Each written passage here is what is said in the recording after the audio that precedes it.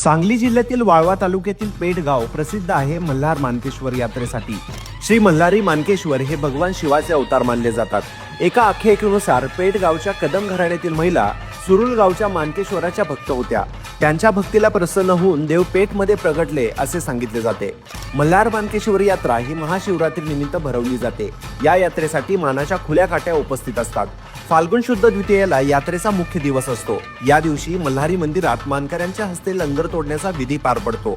मध्यरात्री यात्रेतील मुख्य आकर्षण म्हणजे देव मल्हार आणि देव मानकेश्वर यांच्या खुल्या काट्यांचा भेट सोहळा आणि विशेष म्हणजे या काठ्यांना कोणत्याही दोरखंडाचा आधार नसतो। ही भेट म्हणजे जीव आणि शिव यांचा मिलापच।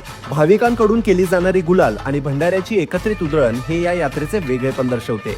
अशी गुलाल व भंडाऱ्याचा वैशिष्ट्यपूर्ण मिलाप असलेली ही यात्रा यंदा 1 मार्च रोजी भरणार आहे। तर मित्रांनो, तुम्ही या यात्रेला जाणार आहात का हे मला कमेंटमध्ये नक्कीच सांगा आणि मला फॉलो करायला विसरू नका।